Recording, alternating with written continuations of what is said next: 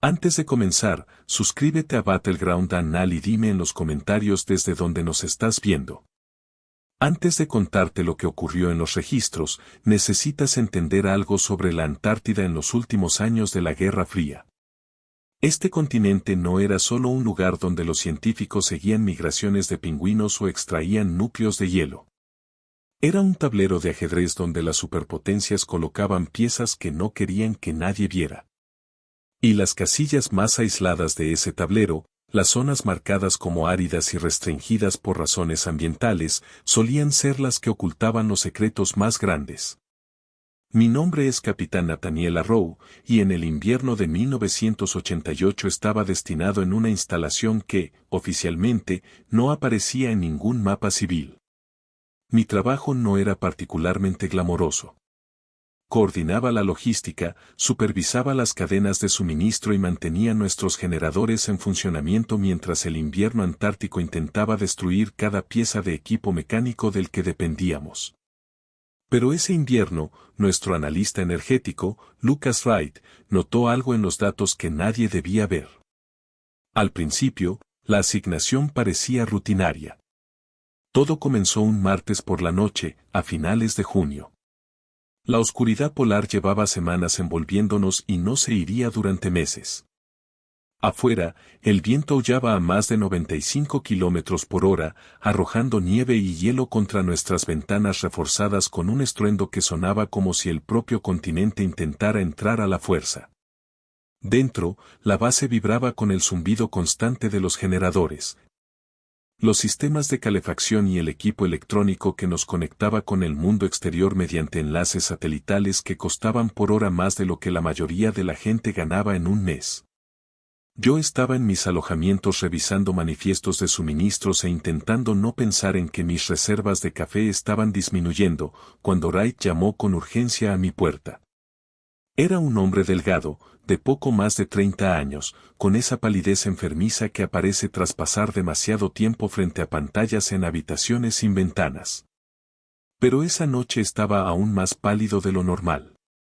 Y había algo en sus ojos que encendió de inmediato todas las alarmas en mi cabeza.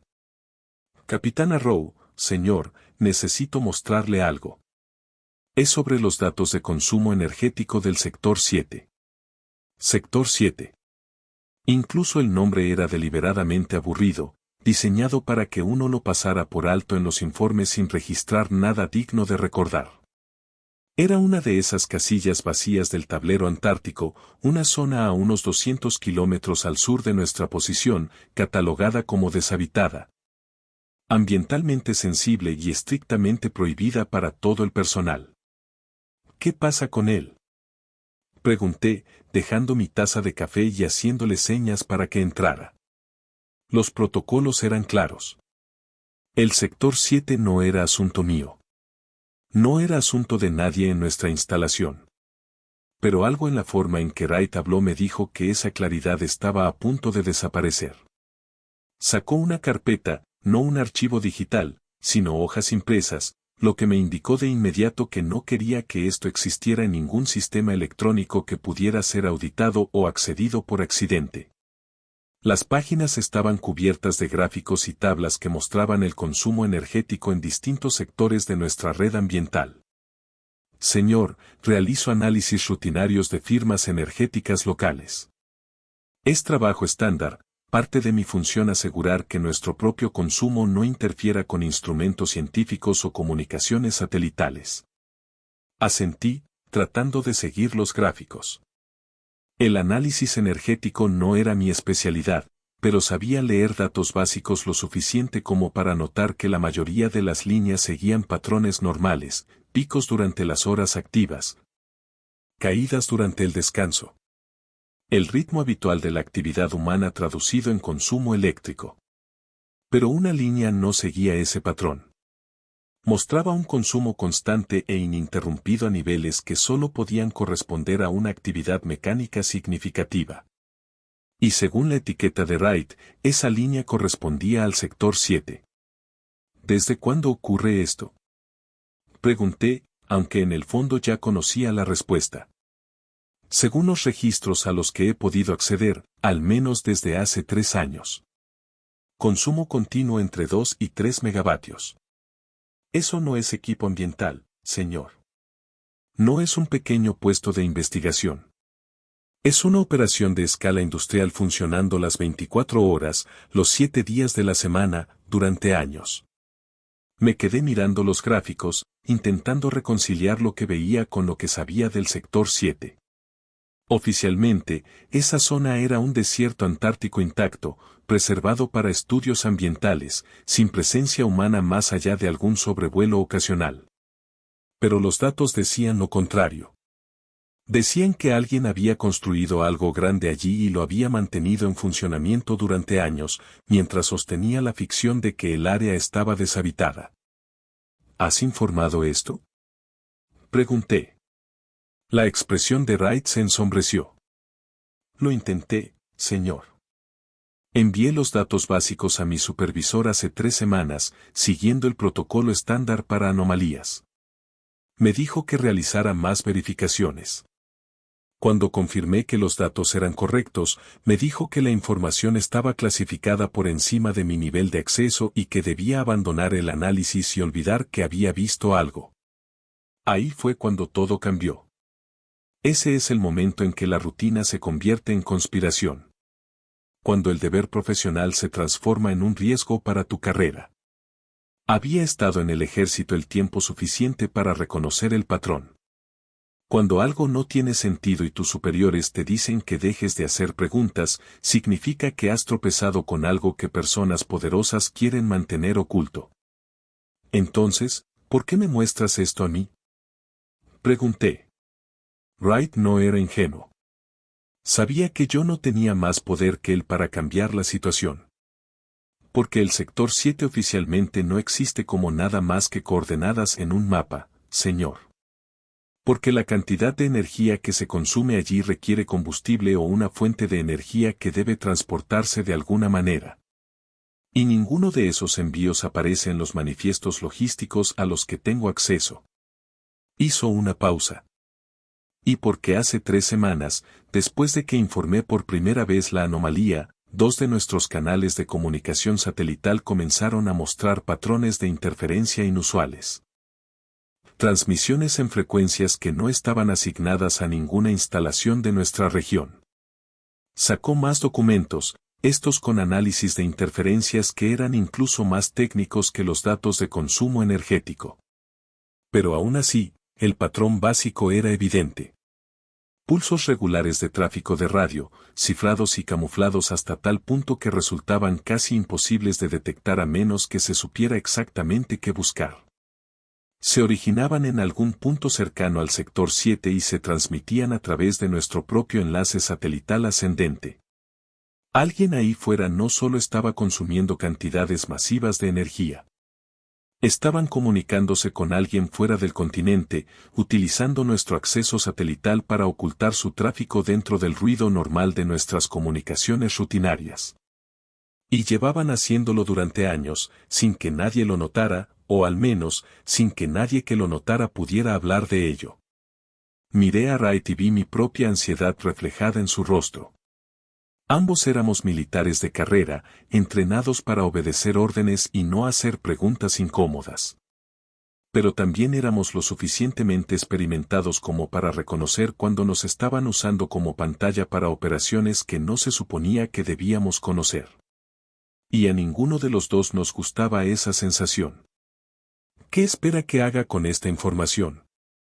Pregunté, sabiendo que la pregunta era una prueba. Si Wright solo quisiera documentar el problema y lavarse las manos, habría hecho copias para sus archivos personales y seguido adelante.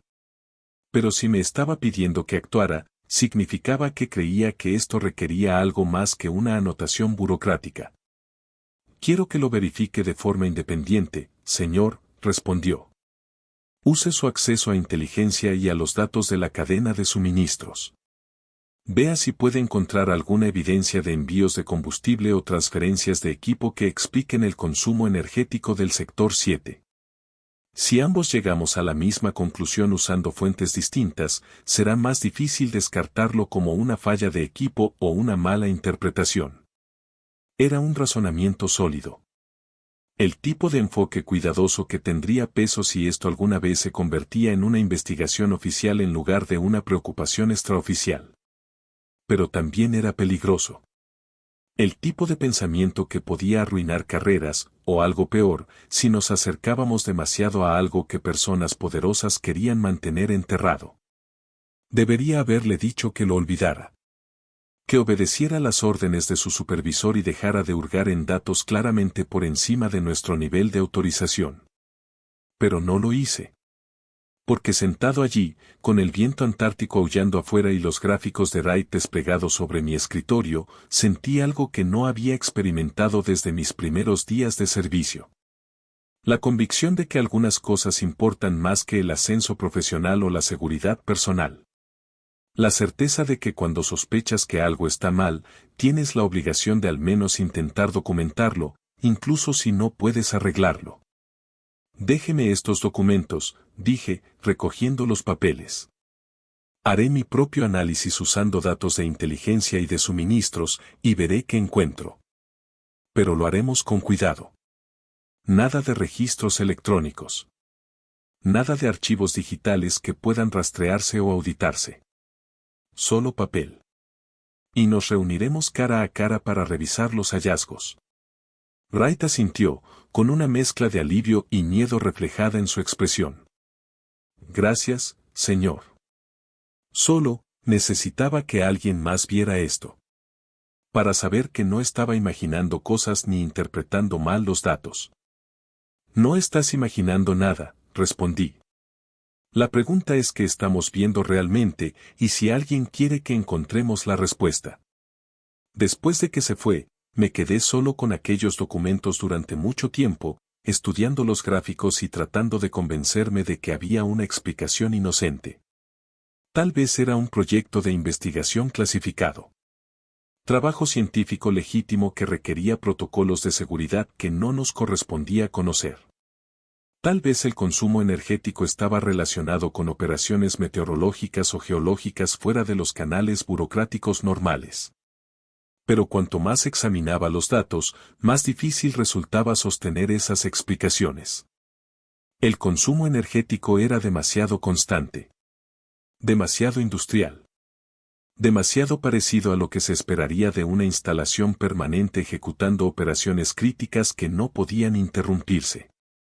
Y el tráfico de comunicaciones oculto sugería coordinación activa con entidades externas que no querían que su participación quedara registrada en canales oficiales. Fuera lo que ocurría en el sector 7, no era algo que nuestro gobierno quisiera que se supiera públicamente. Y el hecho de que estuviera sucediendo en un área oficialmente deshabitada, dentro de un continente donde los tratados ambientales supuestamente prohibían el desarrollo militar o industrial, indicaba que el secreto valía un esfuerzo extraordinario para ser mantenido. Pasé los siguientes 3 días realizando mi propio análisis, utilizando mi acceso a bases de datos de la cadena de suministros e informes de inteligencia para rastrear envíos de combustible, transferencias de equipos y movimientos de personal en toda la región. El trabajo era tedioso. Requería cruzar decenas de bases de datos y buscar patrones en información diseñada precisamente para dificultar cualquier análisis integral. Pero poco a poco, una historia comenzó a emerger. Una imagen de desvíos sistemáticos y ocultamiento administrativo que se volvía más clara una vez que sabías qué buscar. Envíos de combustible registrados como destinados a nuestra base, pero que excedían nuestro consumo real por márgenes significativos. Transferencias de equipos listadas como almacenadas, pero que nunca aparecían en auditorías físicas posteriores. Rotaciones de personal que mostraban individuos asignados a nuestra estación, pero que jamás llegaban físicamente a ella. Las discrepancias no eran enormes. No lo suficiente como para activar auditorías automáticas o levantar alarmas ante las autoridades de supervisión. Pero eran constantes, mes tras mes, año tras año. Pequeños desvíos que, acumulados, representaban una cantidad considerable de recursos redirigidos hacia destinos que oficialmente no existían. Y cuando crucé el momento de esos desvíos con patrones climáticos y horarios de vuelo, encontré una coincidencia inquietante. Correspondían con ventanas breves en las que las condiciones atmosféricas permitían que aeronaves alcanzaran el sector 7 desde nuestra posición. Alguien estaba utilizando nuestra base como un centro logístico, desviando nuestros suministros para apoyar operaciones en una zona supuestamente vacía. Mientras mantenía la ficción de que no ocurría absolutamente nada allí. En la cuarta noche, me reuní de nuevo con Wright, esta vez en uno de los almacenes de suministros, donde podíamos hablar sin ser escuchados por cámaras de seguridad o sistemas de monitoreo incidental. Con nosotros estaba Oliver Finch, nuestro oficial de comunicaciones. Un hombre callado, de finales de sus veintes, que rara vez hablaba a menos que tuviera algo realmente importante que decir. Dígale lo que encontró, dijo Wright. Finch parecía aún más nervioso de lo que Wright había estado la noche en que me mostró por primera vez los datos de consumo energético. Sacó su propio archivador. Este estaba lleno de análisis de señales, gráficos y mapas del espectro de frecuencias. Señor, he estado monitoreando nuestro ecosistema de comunicaciones satelitales como parte de mis funciones habituales. Hace aproximadamente un año, comencé a notar tráfico anómalo en varios de nuestros canales asignados. Al principio pensé que se trataba de una falla del equipo o interferencia atmosférica, pero los patrones eran demasiado regulares, demasiado consistentes con transmisiones digitales cifradas. Colocó los documentos sobre una caja de almacenamiento, señalando patrones específicos en los datos. Estas son transmisiones de entrada, altamente camufladas y encriptadas, que se originan en una zona a unos 200 kilómetros al sur de nuestra posición. Están usando nuestro enlace satelital para transmitir información, ocultando su tráfico dentro del ruido de nuestras comunicaciones rutinarias. Estudié los gráficos. Mi experiencia en logística me daba el conocimiento suficiente en análisis de datos como para comprender las implicaciones básicas. ¿Desde cuándo ocurre esto? Según los registros históricos de señales, al menos desde hace 2 años. Las transmisiones se producen a intervalos irregulares, pero son más frecuentes durante nuestras ventanas de mantenimiento. Cuando nuestro propio tráfico de comunicaciones es menor y es menos probable que se detecten anomalías. ¿Ha logrado descifrar algo? Finch negó con la cabeza. No, señor. El cifrado es de nivel militar avanzado. Está claramente por encima de cualquier capacidad de descifrado que tenga esta instalación. Pero analicé los patrones de transmisión y los volúmenes de datos. Esto no es simple señalización ni registro rutinario. Son transferencias de datos masivas. Gigabytes de información transmitidos en ráfagas comprimidas. Miré a Wright y luego a Finch, viendo reflejada en sus rostros la misma preocupación que crecía en mí. Por separado, cada pieza de evidencia podía explicarse como una falla técnica, corrupción de datos o una operación autorizada fuera de nuestro nivel de acceso. Pero juntas, el patrón era inconfundible. Algo importante estaba ocurriendo en el sector 7. Algo que requería recursos significativos, energía constante y comunicaciones regulares con entidades externas. Y todo estaba siendo ocultado detrás de una fachada de protección ambiental y compartimentación burocrática. Tenemos que documentar esto correctamente, dije, tomando una decisión que sabía podía tener consecuencias graves para todos nosotros. Todo lo que hemos encontrado debe reunirse en un informe completo, que pueda presentarse por canales oficiales si es necesario. Señor, con todo respeto, dijo Wright en voz baja, mi supervisor ya me dijo que estos datos están clasificados por encima de mi nivel de autorización. Si avanzamos oficialmente, es muy probable que enfrentemos acciones disciplinarias por acceder a información que no nos correspondía. Tenía razón. Y todos lo sabíamos. El sistema de clasificación no estaba diseñado solo para proteger información de enemigos externos. Estaba diseñado para controlar qué personas dentro del sistema tenían acceso a determinado conocimiento.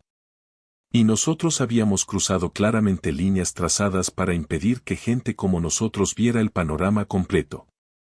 Pero después de 20 años de servicio, había aprendido a distinguir entre protocolos legítimos de seguridad y encubrimientos administrativos. Lo que habíamos encontrado no estaba clasificado para proteger la seguridad nacional. Estaba clasificado para evitar preguntas incómodas sobre operaciones que quizá no resistirían el escrutinio público. Lo documentamos de todos modos, dije con firmeza. No para publicarlo ni filtrarlo a la prensa, sino para dejar constancia de que lo vimos. De que intentamos plantear nuestras preocupaciones por los canales adecuados. De que hicimos nuestro trabajo, incluso cuando hacer nuestro trabajo se volvió incómodo para personas más arriba en la cadena de mando. Durante la semana siguiente, recopilamos todo lo que habíamos descubierto en un informe meticuloso y técnicamente sólido, centrado en observaciones verificables, no en especulaciones ni acusaciones. Patrones de consumo energético que indicaban actividad industrial en zonas oficialmente deshabitadas. Discrepancias en la cadena de suministros que sugerían desvíos sistemáticos de recursos. Tráfico de comunicaciones que se originaba en lugares donde, según los registros oficiales, no debía haber presencia humana. No intentamos explicar qué estaba ocurriendo en el sector 7 ni por qué se mantenía en secreto. Simplemente documentamos que algo estaba ocurriendo, que parecía consumir recursos significativos, y que no aparecía en ningún registro oficial al que tuviéramos acceso. La pregunta era qué hacer con esa documentación. Enviar el informe por canales oficiales casi con seguridad significaría que sería clasificado. Enterrado y posiblemente utilizado como prueba en nuestra contra por haber investigado operaciones clasificadas sin autorización. Pero mantenerlo completamente oculto iría en contra del propósito de crear un registro. Al final, hicimos 3 copias. Una se quedó conmigo, oculta entre mis pertenencias personales de una forma que sobreviviría a inspecciones rutinarias, pero que podría encontrarse en una búsqueda más exhaustiva. Otra fue para Wright, escondida de manera similar.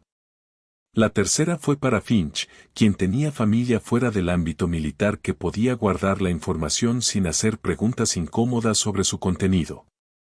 Era lo mejor que podíamos hacer dadas las circunstancias. Crear un registro distribuido que no pudiera ser eliminado fácilmente sin que alguien notara el intento de supresión. Asegurarnos de que, si algo le ocurría a uno de nosotros, los demás conservarían evidencia de lo que habíamos descubierto. Mirando atrás ahora, entiendo lo ingenuo que fue ese enfoque. Creíamos que estábamos siendo inteligentes, creando un margen de seguridad contra represalias o encubrimientos. No comprendíamos que estábamos tratando con personas que habían pasado décadas perfeccionando el arte de hacer desaparecer descubrimientos incómodos. La respuesta llegó 3 días después de terminar el informe, aunque en ese momento no la reconocí como tal. Comenzó cuando Marcus Calbell, nuestro jefe de seguridad, me llamó a su oficina para lo que describió como una revisión de seguridad rutinaria.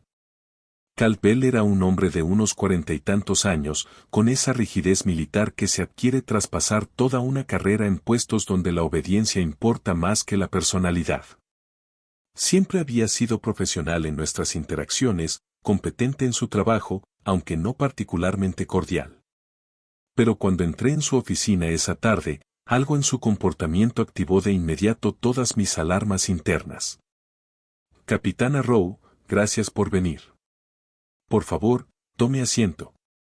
Me senté, notando que había cerrado la puerta detrás de mí y que el murmullo habitual de la base parecía amortiguado, como si su oficina hubiera sido reforzada recientemente con algún tipo de aislamiento acústico. Seré directo, dijo Calbell, con una voz cuidadosamente neutral. Ha llegado a mi atención que usted ha estado realizando investigaciones no autorizadas sobre patrones de inteligencia y datos de consumo energético fuera del alcance normal de sus responsabilidades. Necesito saber por qué. Ahí estaba. Alguien había estado monitoreando nuestras actividades. Habían detectado nuestra investigación. Y habían decidido que era momento de detenerla. La única incógnita era cuán severa sería esa detención. Mi comportamiento fue profesional y acorde a mi cargo. Diligencia estándar para alguien en mi posición cuando un subordinado informa datos que no coinciden con los patrones normales. Y se le ocurrió que esas anomalías podrían estar relacionadas con operaciones clasificadas que están deliberadamente compartimentadas fuera de su nivel de acceso. Se me ocurrió, sí. Pero también se me ocurrió que, si esas operaciones fueran legítimas y estuvieran debidamente documentadas, existirían canales formales para que mi personal verificara que sus datos eran válidos. En lugar de que se les ordenara abandonar sus hallazgos y olvidar lo que habían visto. La expresión de Caldwell no cambió, pero algo en sus ojos me indicó que no esperaba una respuesta tan directa. Capitán, voy a ser franco con usted. Es un oficial condecorado, con un historial impecable. Ha pasado 20 años construyendo una carrera basada en la competencia y la confiabilidad. Pero ahora mismo está a punto de tirar todo eso por la borda haciendo preguntas para las que no tiene autorización ni mandato. ¿Me está ordenando que me detenga? Pregunté. Le estoy aconsejando que se detenga. Hay una diferencia. Hizo una pausa calculada. Si le doy una orden formal para cesar una investigación sobre datos clasificados, eso crea un rastro documental que podría generar preguntas de autoridades externas sobre por qué fue necesaria dicha orden. Pero si simplemente le aconsejo, como colega que vela por su bienestar, que continuar por este camino sería limitante para su carrera y potencialmente peligroso, entonces solo es un consejo amistoso. Y los consejos no requieren documentación oficial. Era una amenaza cuidadosamente formulada para ser negable, pero clara en sus implicaciones. Deja de hacer preguntas o enfréntate a consecuencias que serían diseñadas para parecer resultados naturales de malas decisiones, no represalias deliberadas. Salí de la oficina de Caldwell entendiendo que habíamos cruzado una línea invisible. Habíamos pasado de ser observadores curiosos a convertirnos en amenazas activas dentro del cálculo de riesgos de alguien. Lo inteligente habría sido destruir nuestra documentación, disculparnos por exceder nuestra autoridad y pasar el resto de nuestro despliegue antártico fingiendo que nunca habíamos notado las anomalías del sector 7. Pero algo en esa conversación tuvo el efecto contrario en mí. No fue la amenaza lo que más me inquietó, sino la facilidad con la que la había pronunciado. La soltura profesional que sugería que ya había tenido exactamente esta conversación antes, con otras personas que habían visto cosas que no debían ver. Esa familiaridad insinuaba la existencia de un sistema. Una maquinaria bien aceitada diseñada específicamente para detectar y neutralizar preocupaciones antes de que se convirtieran en investigaciones. Esa noche me reuní con Wright y Finch en el mismo almacén donde habíamos compilado nuestra documentación. Ambos habían recibido visitas similares de Caldwell, advertencias casi idénticas disfrazadas de consejos amistosos sobre el estancamiento profesional y los peligros de investigaciones no autorizadas. Entonces, ¿qué hacemos?, preguntó Finch en voz baja. A pesar del aislamiento de este lugar, ya documentamos las anomalías. Creamos un registro de que existen. Pero no podemos informarlas sin enfrentar sanciones disciplinarias. Y no podemos seguir investigando sin convertirnos en objetivos del sistema que protege el sector 7. Tenía razón. Habíamos llegado al límite de lo que era posible mediante observación pasiva y análisis de datos. Si queríamos saber qué estaba ocurriendo realmente allí afuera, si queríamos algo más que gráficos y manifiestos de suministro que sugerían operaciones secretas, tendríamos que hacer algo que ya no pudiera explicarse como trabajo rutinario. Tendríamos que ir al sector 7. Ver con nuestros propios ojos que estaba consumiendo megavatios de energía y generando comunicaciones cifradas desde un lugar que se suponía vacío. La idea flotó en el aire entre nosotros, tácita pero innegable. Wright y Finch me miraron, esperando que yo legitimara la propuesta descabellada, o la descartara como la locura que claramente era. Son 200 kilómetros de terreno antártico en pleno invierno, dije. Necesitaríamos transporte, equipo de supervivencia para clima extremo y al menos 3 o 4 días de suministros. Y también una coartada para salir de la base sin activar alertas de seguridad. Hay una misión de mantenimiento programada hacia la estación de retransmisión en la ruta de suministro MC-Murdo, dijo Wright en voz baja. Ocurre una vez al mes.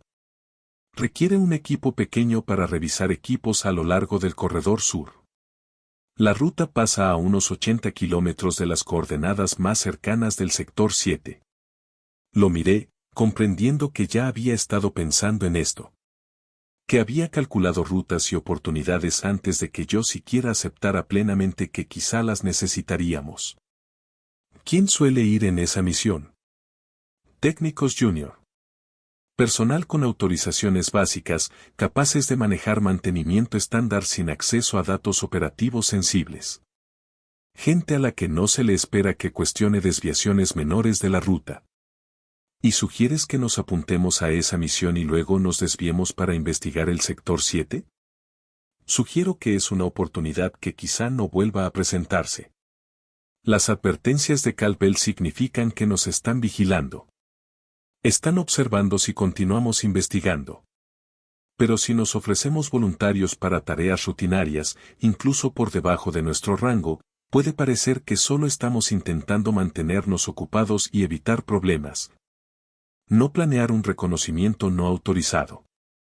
Era un razonamiento inteligente. El tipo de distracción que realmente podría funcionar si Cal Bell, y quienquiera que estuviera detrás de él, no esperaba que fuéramos tan audaces. La mejor forma de ocultar una actividad sospechosa suele ser disfrazarla como exactamente lo contrario. Los voluntarios para trabajos de bajo perfil no parecen personas que estén a punto de violar zonas restringidas y protocolos de seguridad. Y una vez allí, añadió Finch, cuando estemos a 80 kilómetros del sector 7 con transporte y suministros. Tendríamos una ventana de entre 12 y 18 horas antes de que alguien note que no regresamos a la ruta programada. Suficiente para llegar a las coordenadas, observar lo que haya allí y volver antes de que la desviación se convierta en un incidente oficial y no en un simple error de navegación. Me di cuenta de que ya lo habían hablado entre ellos. Que habían analizado escenarios y contingencias mientras yo aún debatía internamente si valía la pena el riesgo. Ellos ya habían tomado su decisión. Ahora esperaban la mía. Si hacemos esto, dije despacio, si realmente nos desviamos de rutas autorizadas para investigar una zona militarmente restringida, no solo estamos arriesgando nuestras carreras. Potencialmente estaríamos cometiendo delitos que podrían llevar a prisión militar y a una baja deshonrosa.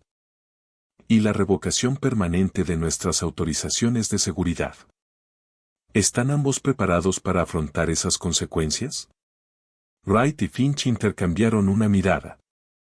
Y en ese breve silencio vi algo que me hizo comprender que ya habíamos cruzado el punto de una evaluación racional del riesgo. Esto ya no se trataba de cálculos profesionales. Se trataba de una obligación moral. De la incapacidad humana para dejar los misterios sin explorar cuando esos misterios sugieren que la historia oficial es una mentira cuidadosamente construida. He estado analizando datos energéticos durante 8 años, dijo Wright en voz baja. He seguido patrones de consumo en docenas de instalaciones militares y estaciones científicas. Sé cómo se ven las operaciones legítimas, cuánto consumen las bases avanzadas, que requieren las actividades industriales reales. Y lo que ocurre en el sector 7 no encaja en ninguno de esos perfiles. Es otra cosa. Algo que exige niveles de energía y continuidad operativa que implican propósitos que ni siquiera puedo empezar a imaginar. Necesito saber qué es. Finch asintió. He estado monitoreando comunicaciones durante 6 años. He visto tráfico clasificado normal, entiendo los patrones de compartimentación militar y comunicación segura. Pero las transmisiones del sector 7 son diferentes. El cifrado es más sólido, el tiempo más calculado, los volúmenes de datos más altos que cualquier cosa que pueda justificarse con operaciones estándar. Sea lo que están comunicando, es lo suficientemente importante como para que alguien esté dispuesto a hacer esfuerzos extremos para mantenerlo oculto. Ese nivel de secreto exige una explicación. Tenían razón. Y yo lo sabía.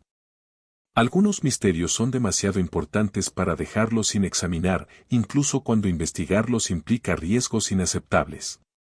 Y el hecho de que personas poderosas quisieran que dejáramos de hacer preguntas, que estuvieran dispuestas a arruinar carreras y a insinuar consecuencias graves, era, en sí mismo, una prueba de que lo que ocurría en el sector 7 era lo bastante significativo como para merecer una investigación. De acuerdo, dije finalmente, tomando una decisión que cambiaría todo lo que vino después. Nos ofrecemos para la misión de mantenimiento. Planificamos cada contingencia que podamos prever, y vamos a ver qué están ocultando en la casilla más aislada del tablero. Las 2 semanas siguientes estuvieron dedicadas a una preparación meticulosa disfrazada de rutina normal. Nos ofrecimos voluntarios para la misión de mantenimiento, alegando el deseo de mantenernos ocupados durante la larga noche antártica y ayudar con tareas por debajo de nuestro nivel habitual de responsabilidad. Cal Bell aprobó la solicitud, aparentemente interpretándola como prueba de que su advertencia había surtido efecto. Que habíamos pasado de investigar a simplemente trabajar. Estudiamos mapas y datos satelitales del corredor sur, analizando el terreno y planificando rutas que nos permitieran desviarnos hacia el sector 7 sin dejar rastros evidentes. Solicitamos combustible y suministros adicionales, cantidades justificables por protocolos de seguridad, pero suficientes para darnos el alcance y la autonomía necesarios para nuestra verdadera misión. Y esperamos. Cumplimos con nuestras funciones habituales mientras contábamos los días hasta que la misión programada nos ofreciera nuestra ventana de oportunidad. La noche anterior a la partida, me senté solo en mis alojamientos, intentando convencerme una última vez de que estábamos haciendo lo correcto. La parte racional de mi mente catalogaba riesgos, señalando que estábamos a punto de cometer violaciones graves de la normativa militar basándonos únicamente en anomalías de datos y secretismo institucional. Pero la otra parte, la que me había mantenido en servicio durante 20 años, incluso viendo cómo la autoridad a menudo se imponía a la eficacia de la misión. Sabía que habíamos llegado a un punto en el que obedecer órdenes significaba traicionar los valores que daban sentido a esas órdenes. Algunas cosas importan más que las carreras o la seguridad personal. Algunos secretos son demasiado importantes para seguir siendo secretos.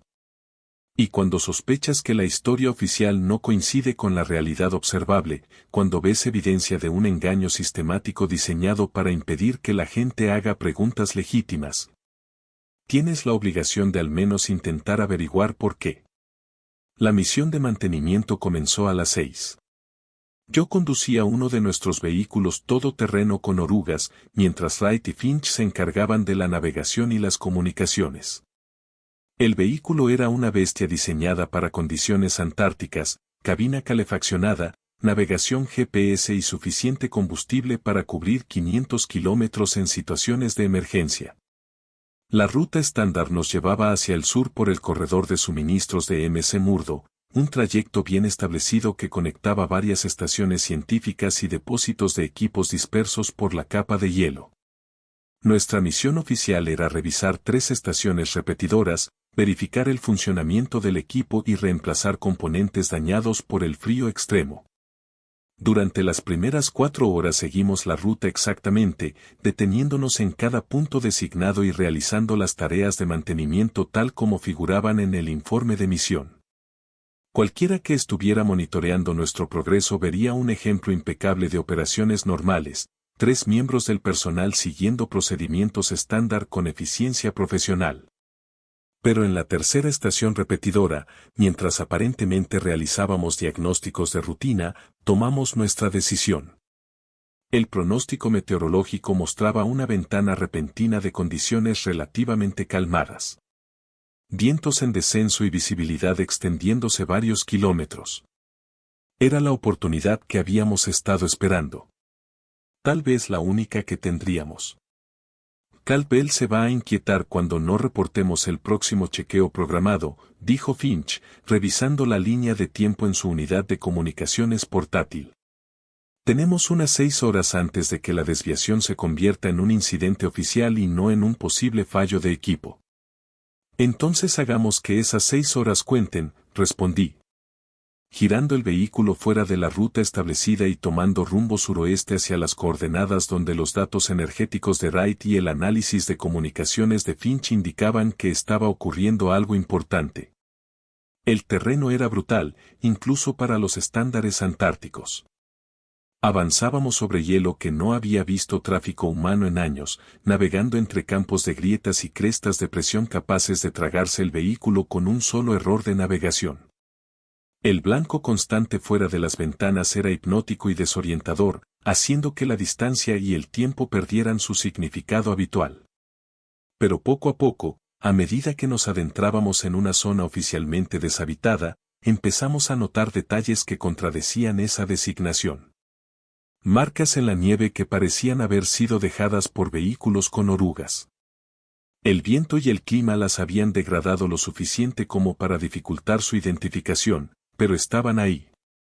Lo que parecían ser banderines de señalización a lo lejos, colocados a intervalos que sugerían rutas deliberadas. No somos los primeros en pasar por aquí, dijo Wright, señalando uno de los marcadores. Estas señales están colocadas con intención. No son restos aleatorios ni formaciones naturales. Alguien ha estado usando esta ruta con la frecuencia suficiente como para justificar ayudas permanentes de navegación. No tenía nada que ver con el frío antártico. El sector 7 había sido declarado territorio virgen, intocado por presencia humana salvo por ocasionales sobrevuelos aéreos. Pero la evidencia decía otra cosa. Alguien había recorrido esa ruta con la frecuencia suficiente como para establecer infraestructura de navegación, lo que significaba que lo que hubiera en nuestro destino no era una base temporal ni un pequeño puesto científico. Después de 3 horas de viaje arduo, el GPS de Finch indicó que estábamos a menos de 10 kilómetros de las coordenadas que coincidían con las lecturas de consumo energético. La visibilidad había mejorado ligeramente, y en la distancia distinguí algo que rompía la monotonía blanca, una masa oscura recortándose contra el hielo infinito. Lo suficientemente grande como para proyectar sombras incluso bajo el crepúsculo permanente del invierno antártico. Ahí, dijo Wright, con la voz tensa entre alarma y asombro. Eso no es una formación natural de hielo. Es una estructura artificial. A medida que nos acercábamos, la realidad se volvió imposible de negar. Emergiendo del hielo había un complejo completo de edificios. No las estructuras prefabricadas temporales típicas de las estaciones científicas antárticas, sino instalaciones permanentes construidas con hormigón reforzado y acero. Generadores masivos que explicaban el consumo energético sostenido. Antenas y matrices de comunicaciones que justificaban las transmisiones cifradas que Finch había detectado. Y señales claras de actividad, luces encendidas en las ventanas, maquinaria funcionando en hangares de servicio, evidencia inequívoca de presencia humana, en un lugar que oficialmente no existía. Detuve el vehículo a unos 2 kilómetros de distancia. Lo suficientemente cerca para observar con binoculares, pero lo bastante lejos como para evitar una detección inmediata. El complejo era más grande que nuestra propia instalación oficial, con capacidad evidente para albergar a más de 100 personas, además de equipos pesados e infraestructura operativa. Dios mío, susurró Finch, sin apartar la vista de los binoculares. Esto no es un proyecto piloto ni una investigación clasificada menor. Es una instalación militar a gran escala, construida y operada en completo secreto, en una zona declarada reserva natural protegida. Yo observaba el complejo con mis propios binoculares, grabando cada detalle que pudiera resultar crucial si alguna vez se nos presentaba la oportunidad de informar lo que habíamos descubierto. La arquitectura era inconfundiblemente estadounidense. Diseño moderno, imposible de tener más de 5 o 10 años de antigüedad. Vallas de seguridad rodeaban el perímetro. No simples cercas de alambre, sino barreras militares serias, equipadas con sistemas electrónicos de vigilancia. Y el nivel de actividad coincidía exactamente con los datos de consumo energético de Wright. Esto no era una instalación en espera. Era una operación activa. Personal moviéndose entre edificios. Vehículos estacionados en áreas de preparación.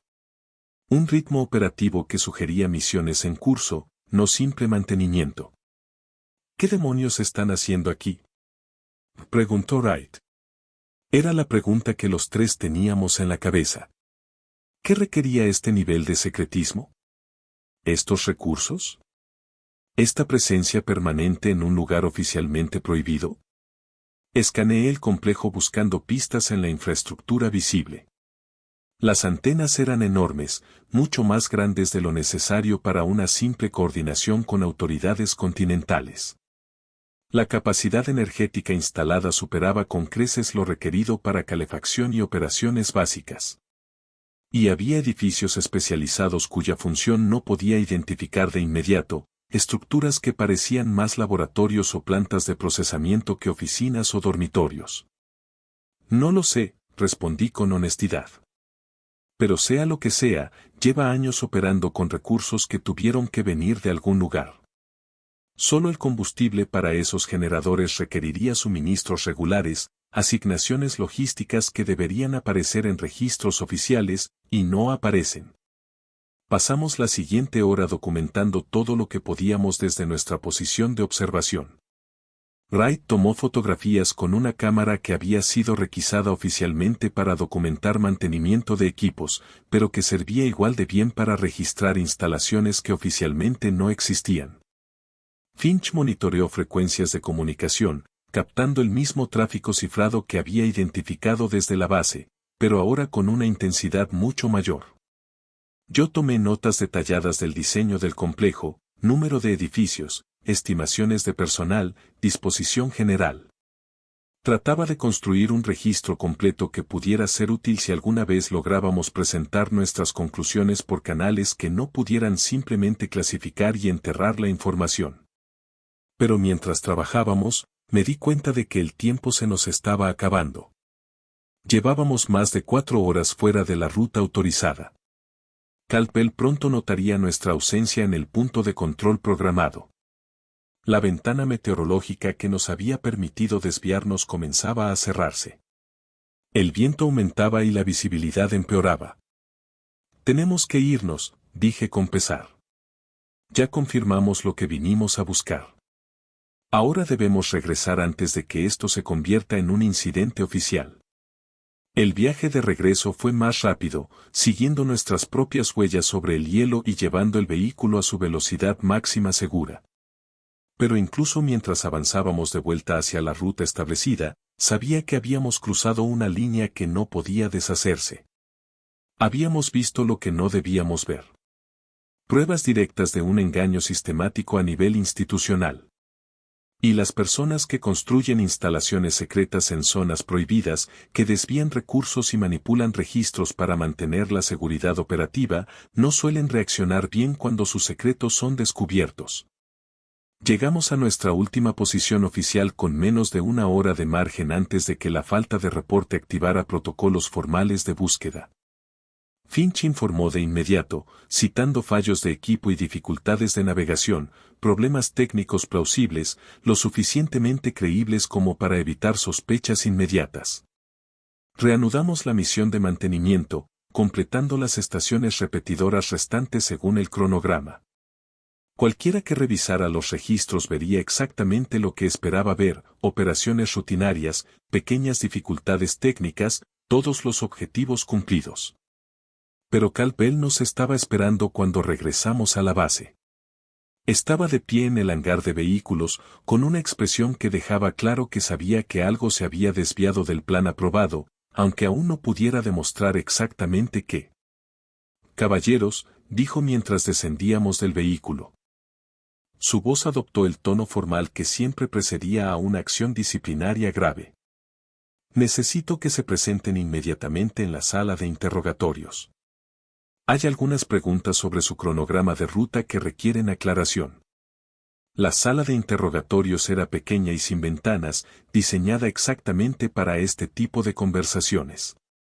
Caldwell se sentó frente a nosotros con una carpeta que sabía contenía los registros GPS de nuestro vehículo, los historiales de comunicaciones de los reportes de Finch y, probablemente, Una docena de otros puntos de datos capaces de reconstruir con precisión nuestros movimientos reales frente a nuestras actividades declaradas.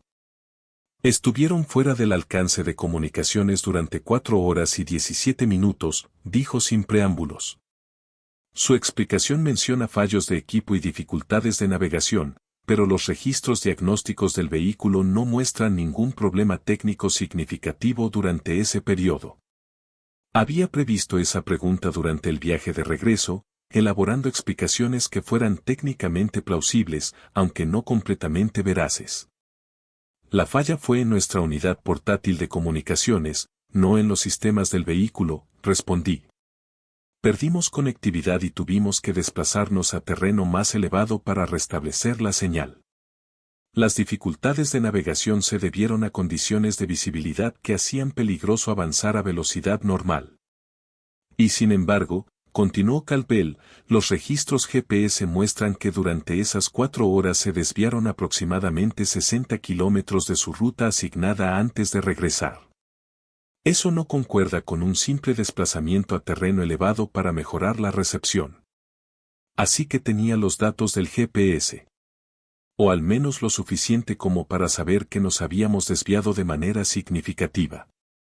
La pregunta era cuánto detalle incluían esos registros, si mostraban nuestro destino exacto o solo una desviación general de las coordenadas aprobadas. Nos encontramos con lo que parecía ser un campo de grietas no registrado en las cartas de navegación, intervino Wright, ejecutando la coartada que habíamos preparado.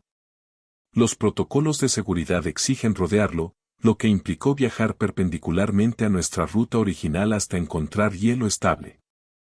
El desvío añadió distancia y tiempo a la misión. Era una mentira aceptable. Técnicamente creíble y coherente con los obstáculos imprevistos habituales en el desplazamiento antártico.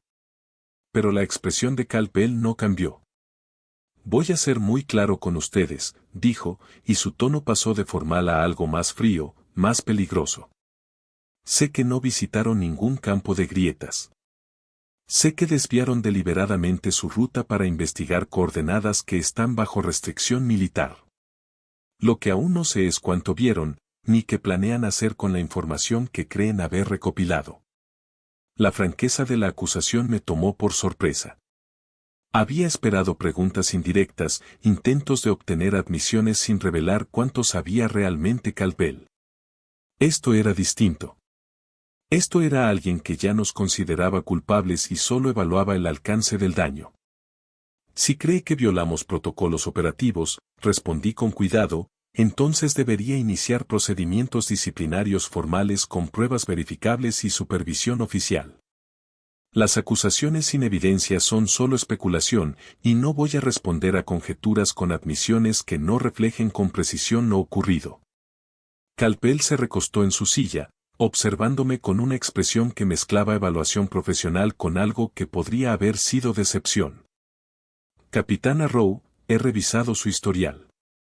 20 años de servicio distinguido. Múltiples condecoraciones. Una reputación de integridad y competencia.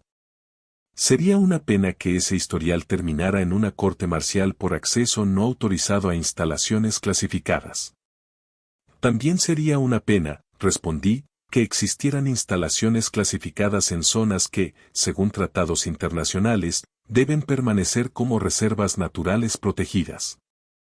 Si tales instalaciones salieran a la luz, podrían surgir preguntas incómodas sobre si nuestro gobierno ha estado violando sistemáticamente acuerdos diseñados para preservar la Antártida con fines pacíficos y científicos.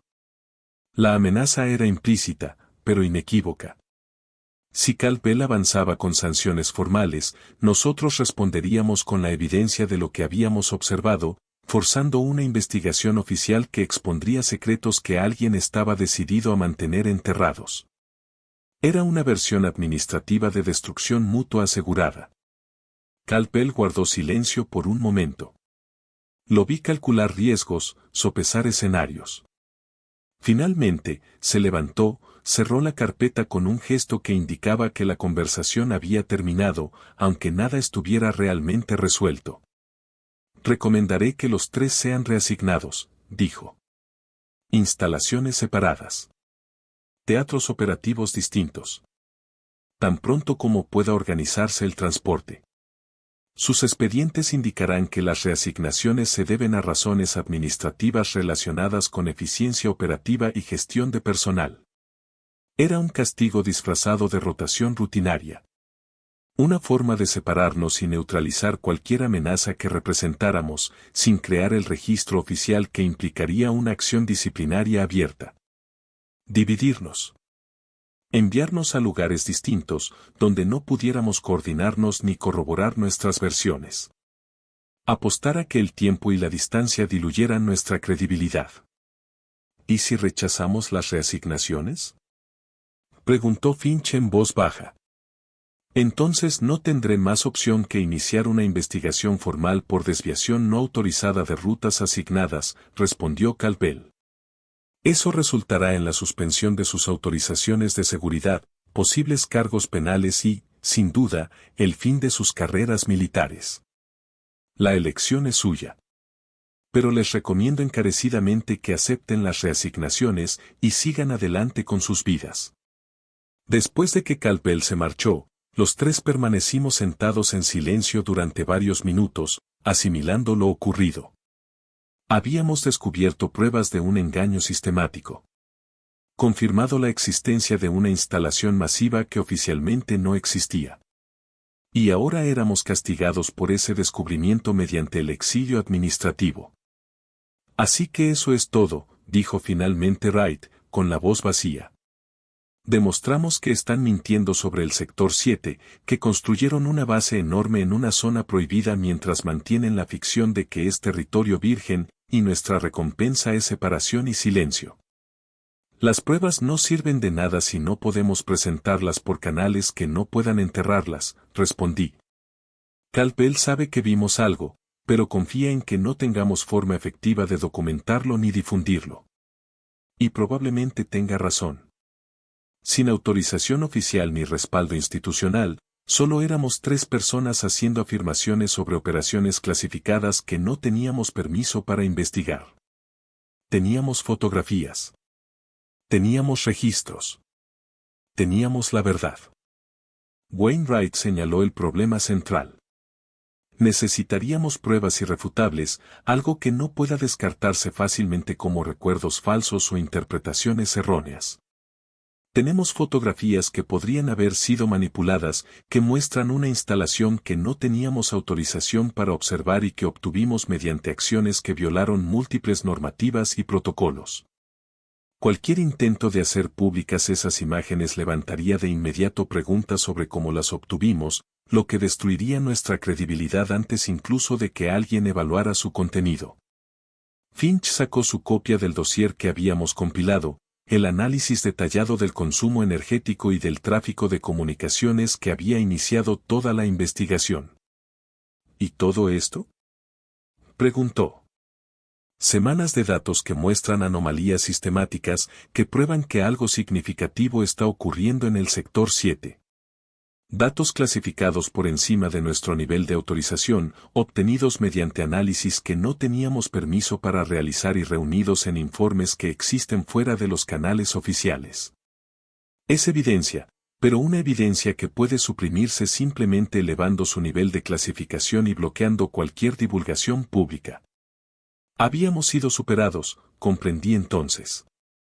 No mediante fuerza bruta ni confrontaciones dramáticas, sino a través de los mecanismos administrativos ordinarios que las instituciones poderosas utilizan para neutralizar verdades incómodas. Seríamos separados. Nuestra evidencia sería clasificada o confiscada. Y en pocos meses, la versión oficial sería que nunca ocurrió nada anómalo en el sector 7, que cualquier afirmación contraria era producto de confusión, error o mala interpretación por parte de personal con criterio cuestionable. Las reasignaciones llegaron en menos de 48 horas. A mí me transferían a un puesto de análisis logístico en Alemania. Wright, a un rol de evaluación energética en Alaska. Finch, a una base de monitoreo de comunicaciones en el Pacífico. Las órdenes estaban redactadas como rotaciones rutinarias de personal, oportunidades de desarrollo profesional y avance de carrera. Pero todos sabíamos lo que realmente eran: exilio institucional. Separación geográfica diseñada para impedir cualquier coordinación y una advertencia clara de que cualquier investigación adicional tendría consecuencias más graves que una simple reasignación. En mi última noche en la base, me senté solo en mis alojamientos, observando las fotografías que habíamos tomado de la instalación del Sector 7. Pruebas claras de una base masiva en una zona declarada deshabitada. Evidencia de que nuestro gobierno había mentido de forma sistemática sobre sus actividades en la Antártida, violando tratados internacionales mientras mantenía la ficción de protección ambiental y de investigación científica pacífica. Y, sin embargo, eran pruebas que nunca verían la luz pública. Archivos destinados a dormir en bóvedas clasificadas o a ser destruidos como material no autorizado, obtenidos fuera de mi nivel de autorización. Evidencia por la que 3 oficiales habían arriesgado sus carreras, solo para descubrir que el sistema estaba diseñado precisamente para hacer irrelevante ese tipo de evidencia. Consideré destruir las fotografías, eliminar cualquier prueba física que pudiera usarse contra mí si Calpel decidía iniciar acciones disciplinarias más adelante. Pero no lo hice. En su lugar, empaqueté cuidadosamente las imágenes junto con copias de toda nuestra documentación y envié el paquete a mi hermano, un abogado civil sin vínculos con el ámbito militar. Alguien en quien podía confiar para resguardar la información sin hacer preguntas incómodas. No era mucho. Pero era algo. Un registro de que alguien había notado lo que ocurría. De que intentamos documentar y señalar un engaño sistemático. De que hicimos nuestro trabajo incluso cuando hacerlo se volvió peligroso y destructivo para nuestras carreras. Tal vez algún día ese registro tendría valor. Tal vez las circunstancias cambiarían y lo que ahora se suprimía se volvería relevante en un contexto que aún no podíamos prever. O quizá permanecería olvidado en una caja de almacenamiento, un vestigio de una época en la que 3 oficiales creyeron que podían marcar la diferencia exponiendo verdades incómodas. El vuelo de transporte partió al amanecer, alejándome de la Antártida y conduciéndome hacia una trayectoria profesional cuidadosamente apartada de operaciones clasificadas y preguntas sensibles. Mientras el continente helado se alejaba bajo nosotros, el blanco infinito dio paso al océano, y luego a los verdes y marrones de latitudes más templadas. Allá abajo, enterrada bajo el hielo y protegida por la negación oficial, seguía operando una instalación que consumía megavatios de energía para fines que probablemente nunca comprendería. Un complejo donde personal ejecutaba misiones clasificadas mientras se mantenía la ficción de que ese lugar no existía. Una base que representaba el engaño sistemático a nivel institucional, protegida por mecanismos administrativos diseñados precisamente para impedir el tipo de investigación que habíamos realizado. Y por encima de todo, estaba el silencio. La vastedad antártica que lo había presenciado todo sin revelar nada. El mismo silencio que había guardado secretos durante millones de años y que seguiría guardándolos mucho después de que la instalación fuera abandonada, o de que la verdad finalmente saliera a la luz. Nunca volví a ver a Wright ni a Finch después de nuestra separación. Intercambiamos datos de contacto, prometimos mantenernos en comunicación y coordinar si surgía alguna oportunidad de revelar lo que habíamos descubierto. Pero los meses se convirtieron en años. Nuestras carreras nos llevaron a distintos rincones del mundo. Y los recuerdos de aquellas noches antárticas, tan urgentes entonces, se fueron volviendo menos nítidos. Tal vez Calpel tenía razón. Tal vez el tiempo y la distancia diluyen la certeza. Tal vez la mente humana termina racionalizando lo que vio como operaciones clasificadas legítimas, porque aceptar lo contrario resulta psicológicamente insoportable. O tal vez aprendimos la lección que todos acaban aprendiendo en sistemas donde la clasificación controla el flujo de información. Que algunos secretos están demasiado bien protegidos para ser expuestos. Que los mecanismos institucionales para suprimir verdades incómodas son más fuertes que la voluntad individual. Y que, a veces, la única respuesta racional a descubrir algo que no debías ver es aceptar tu impotencia y seguir adelante. Pero yo conservé las fotografías. Conservé la documentación. Conservé el registro de lo que encontramos durante aquellas noches heladas en la Antártida, cuando la curiosidad superó a la prudencia y decidimos que había misterios demasiado importantes para dejarlos sin explorar. Y algunas noches, cuando el insomnio me impide dormir y los recuerdos regresan con una claridad incómoda, reviso esos archivos y me recuerdo a mí mismo que lo que vimos fue real. Que la instalación existe. Que el engaño fue sistemático. Y que, a veces, las casillas más silenciosas del tablero son las que están más llenas de secretos. La versión oficial afirma que el Sector 7 es una extensión de naturaleza virgen, protegida por acuerdos internacionales y preservada para futuras investigaciones científicas. Los registros oficiales no muestran instalaciones, ni personal, ni operaciones, más allá de encuestas aéreas ocasionales que confirman que la zona permanece intacta. Pero yo sé lo que vi. Sé lo que documentamos. Y sé que, en algún lugar del hielo antártico, la verdad sigue ahí, esperando.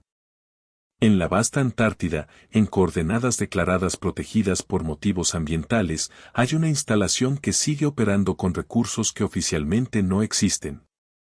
Para fines que permanecen clasificados a niveles diseñados para impedir cualquier tipo de testimonio como el nuestro. Y sé que el silencio protege esa instalación.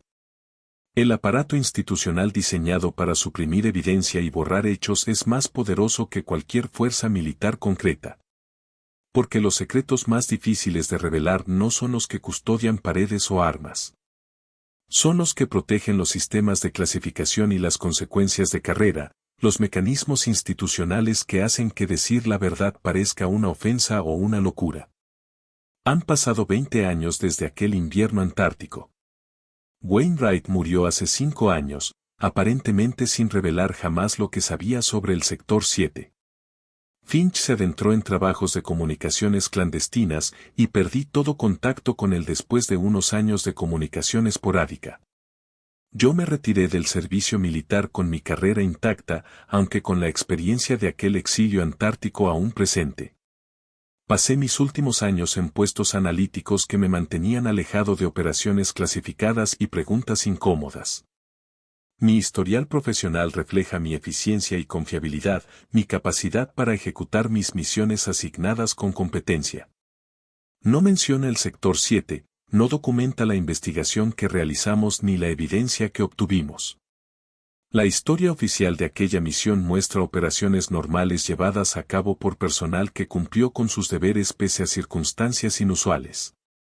Pero las fotografías permanecen. El expediente sigue conservado. Y quizás algún día las cosas cambien. La tecnología avanzará. Los sistemas de gobierno evolucionarán. Las prioridades institucionales se moverán. Y tal vez, finalmente, la evidencia que recopilamos durante aquellas noches antárticas cobre importancia. O quizá no. Tal vez el silencio continúe indefinidamente, protegiendo secretos que personas poderosas decidieron que eran demasiado importantes para ser revelados. Incluso ante la magnitud del engaño sistemático y la violación de acuerdos internacionales. De cualquier manera, hice lo que pude. Documenté lo que encontramos, preservé la evidencia, creé un registro de lo que otros no deberían conocer. Porque los lugares más vacíos en los mapas suelen ser los más llenos de secretos. Los espacios declarados deshabitados son donde ocurren las actividades más importantes y las zonas marcadas como áridas a veces están llenas de operaciones que oficialmente no existen. Eso es lo que aprendí en la Antártida durante los últimos años de la Guerra Fría. Eso es lo que aún llevo conmigo décadas después, cuando la memoria trae de vuelta recuerdos y certezas dolorosas. La verdad sobre el Sector 7, sobre la instalación que sigue operando en un territorio declarado virgen, sobre el engaño sistemático que protege operaciones de la supervisión pública o internacional. Y sobre el poder de los mecanismos institucionales para ocultar secretos demasiado bien guardados, esa verdad persiste. Al menos alguien sabe. Al menos la evidencia existe. Hay un registro, aunque esté suprimido y clasificado, de que personas notaron lo que no deberían ver y lo documentaron. A veces, eso es todo lo que se puede hacer, observar lo que otros pasan por alto, registrar lo que ciertos individuos quieren mantener oculto, preservar evidencia que quizá no sirva hoy, pero podría ser crucial mañana. Con la esperanza de que algún día, de algún modo, la verdad encuentre la manera de surgir del silencio que la protege actualmente. El viento antártico sigue aullando sobre el sector 7, sobre la nieve junto a instalaciones que oficialmente no existen, con equipos construidos que nunca debieron existir. Preservando secretos que alguien decidió que valían más que la verdad o la responsabilidad. Y allá, en aquel blanco infinito, en coordenadas protegidas por motivos que nunca se explican por completo, las operaciones continúan, ocultas de nosotros, inaccesibles a nuestros informes. Diseñadas para poner en riesgo nuestras carreras y nuestras vidas. Pero yo recuerdo. La evidencia recuerda. Las fotografías recuerdan.